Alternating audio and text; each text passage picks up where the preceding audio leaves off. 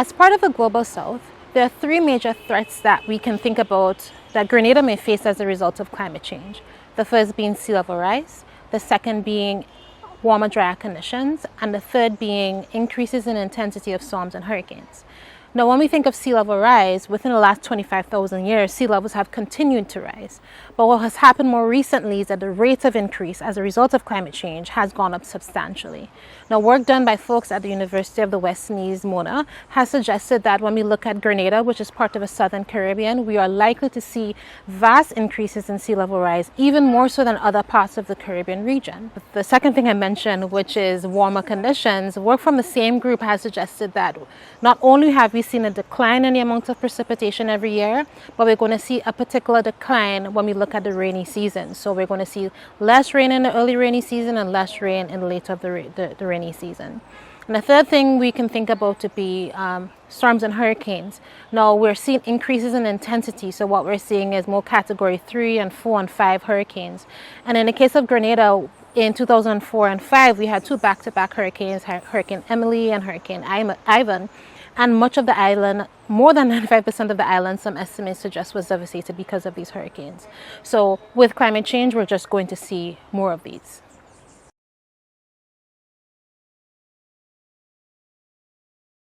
So sea level rise is an issue that Grenada definitely has to deal with when we think about climate change. As I mentioned before, within the last 25,000 years, sea levels have been rising.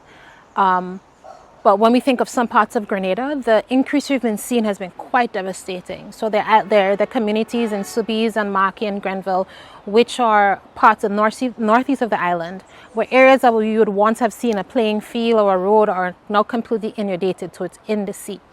And I believe the Nature Conservancy did some work, may have been in 2012 or 13, on the ecosystem-based adaptation project. And their work suggested that if we saw a 1 to 2 meter increase in sea level rise, the entire town of Grenville could be underwater.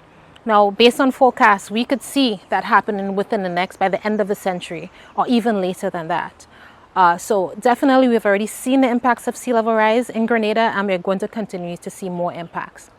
Now, as it relates to sargassum, we don't necessarily have an influence on the amount of sargassum that comes into our shores, because it's really due to our conditions, our oceans being warmer, and we're having a lot more inputs of nitrogen and phosphorus coming in from Brazil as well as the Mississippi River in the US.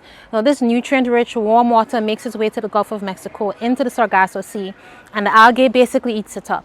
And what we're seeing, have been seeing since 2011, is massive algae blooms that make it to our shores.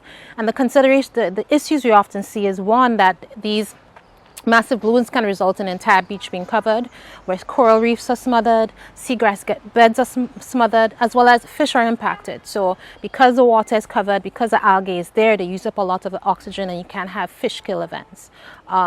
And again, climate change is going to make that worse. And as we continue to not manage nitrogen and phosphorus inputs into our oceans, we could only see that getting worse over time.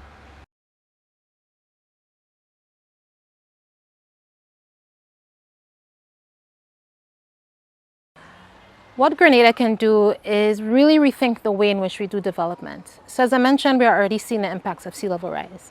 And what is likely going to happen is we will lose a lot of these coastal ecosystems, particularly beaches, that we care so much about.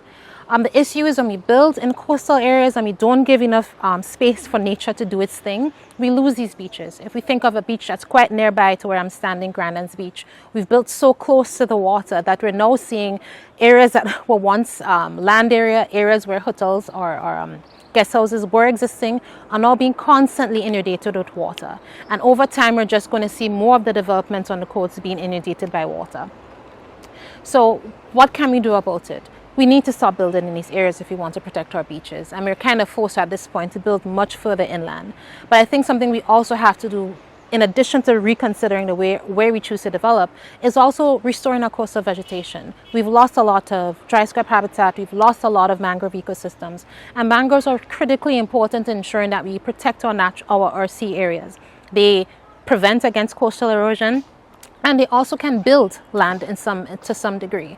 So if we continue to lose them and we don't restore them, we're just going to lose a lot of the natural areas that we've come to enjoy. And the final thing on that is that our beaches are dynamic areas. We have to give the beach space to do what it does. And if we don't do that, we're just going to continue to lose these ecosystems, these areas that we have come to enjoy over time.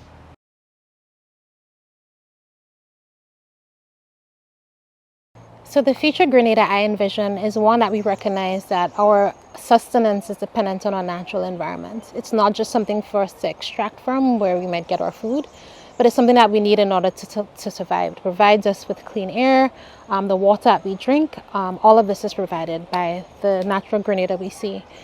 And my hope is that in recognizing that, we will protect our natural environments, we will restore coastal vegetation, and that would ensure that the pure Grenada that I grew up enjoying would be the pure Grenada that Julian will get to enjoy eventually.